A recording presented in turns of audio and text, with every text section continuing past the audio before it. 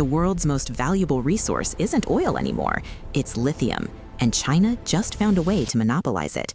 Deep within the Sahara Desert, a massive industrial transformation is underway that could give Beijing total control over every EV battery on Earth. If this project succeeds, the West loses the energy transition forever. For more than a century, the world has been powered by oil. Nations fought wars over it. Economies rose and collapsed because of it. Entire geopolitical alliances were built around who controlled the largest reserves. But today, something extraordinary is happening. Oil is slowly losing its throne, and a new resource is taking its place: lithium. Lithium is the quiet metal inside almost every modern battery. It powers electric vehicles, smartphones, laptops, military equipment, and the massive energy storage systems that keep renewable power grids running. And right now, the global demand for lithium is exploding. As the world races towards electric vehicles, governments and automakers are scrambling to secure enough lithium to keep their factories alive. The numbers tell the story. Global demand for lithium is expected to more than quadruple over the next decade as countries phase out gasoline cars and transition to electric transportation. Major automakers like Tesla, Volkswagen, and BYD are already locked in a silent competition to secure long-term lithium supplies for their battery production. But here's the problem. The traditional lithium giants are starting to hit their limits. For decades, most of the world's lithium has come from places like the Lithium Triangle in Chile, Argentina, and Bolivia. Massive salt flats there contain lithium-rich brine that companies pump to the surface and evaporate under the sun. Another major supplier is Australia, where lithium is mined from hard rock deposits. Together, these regions dominate the global supply. But there's a growing problem. Production is struggling to keep up with the explosive demand coming from the electric vehicle revolution. New mines take years, sometimes decades, to develop. Environmental regulations are tightening, and local communities are increasingly pushing back against the water-intensive extraction methods used in lithium mining. In other words, the world needs more lithium, a lot more, and fast. That's why global exploration teams have begun looking in places few people ever expected, places once considered too remote, too harsh, or too difficult to industrialize. One of those places is the largest desert on Earth, the Sahara. Stretching across more than 9 million square kilometers, the Sahara Desert has long been known for its scorching temperatures, endless dunes, and extreme isolation.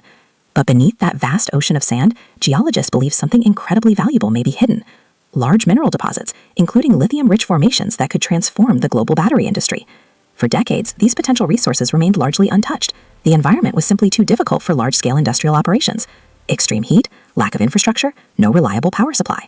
But now, something has changed. Technology has caught up with the desert. Massive solar power farms can generate electricity in some of the sunniest regions on Earth.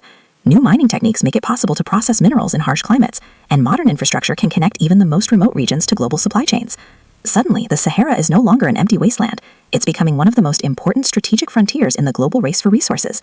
And one country in particular seems to have realized this earlier than everyone else: China.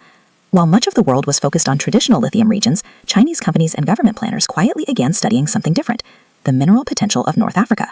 Mapping geological formations, negotiating infrastructure deals, building relationships with governments across the region.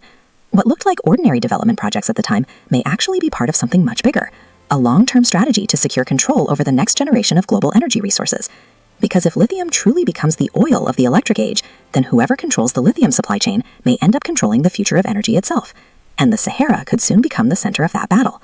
But the real story isn't just about geology. It's about infrastructure, logistics, and one of the most ambitious international development strategies ever attempted.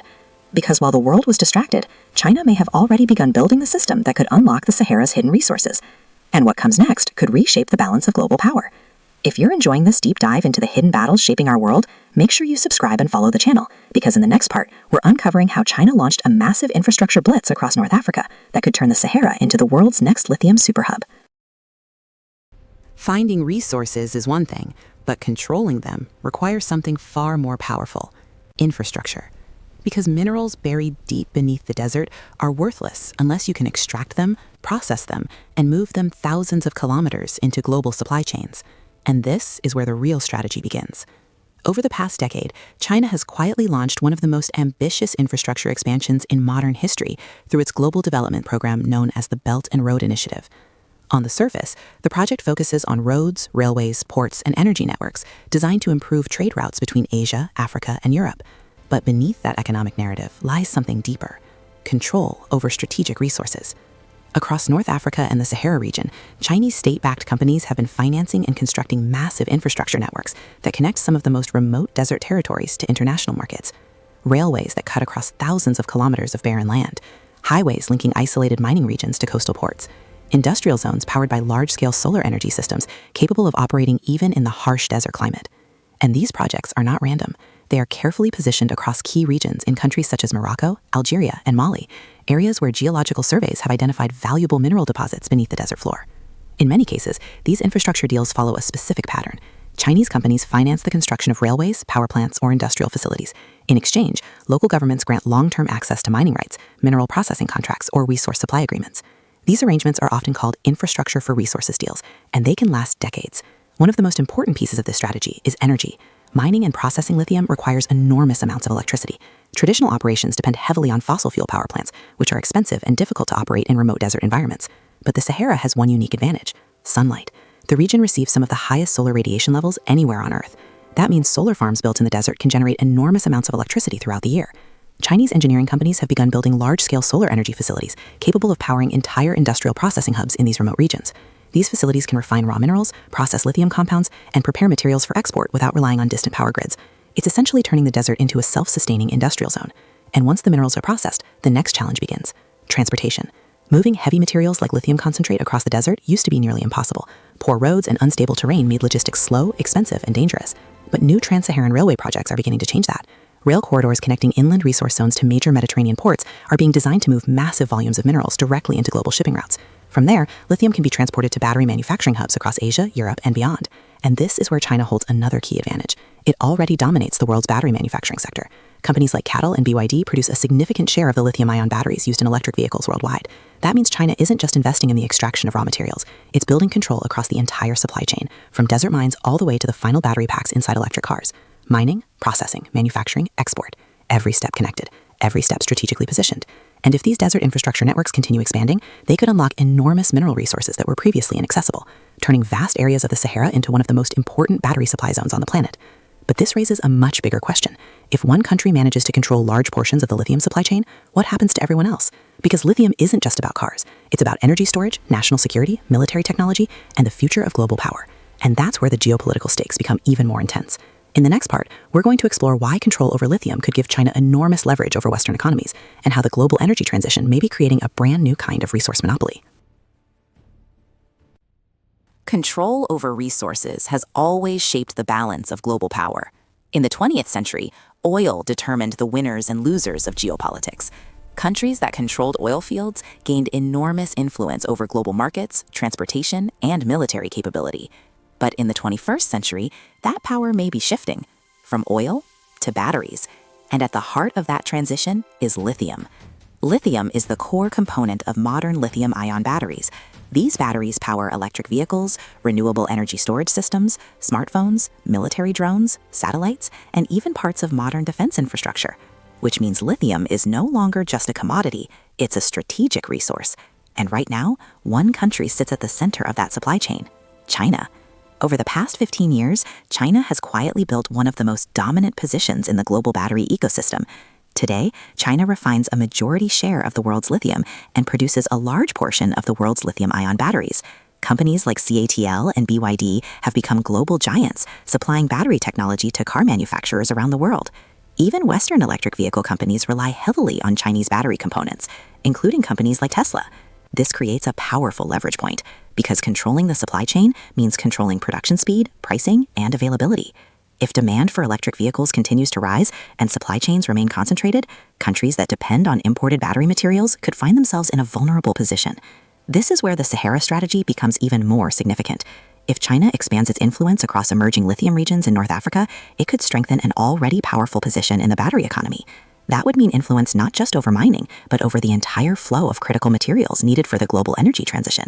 Meanwhile, many Western mining projects are facing very different challenges. In places like United States and Europe, new lithium mines often take years, sometimes more than a decade, to approve and develop. Environmental reviews, legal disputes, and regulatory hurdles can slow projects to a crawl. While these regulations are designed to protect ecosystems and communities, they also make rapid resource development extremely difficult. China, on the other hand, often moves much faster in overseas infrastructure and resource projects through long-term government-backed investments. This difference in speed creates a widening gap. By the time some Western projects reach approval stages, entire supply chains may already be locked into long-term contracts, and that's where diplomacy enters the equation. China has been strengthening economic relationships across Africa through infrastructure partnerships, investment programs, and development financing.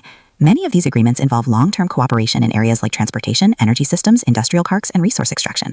In return, Chinese companies gain access to key materials needed for future technologies. For many developing nations, this partnership offers immediate economic development. Railways get built, ports get upgraded, energy systems expand, jobs are created.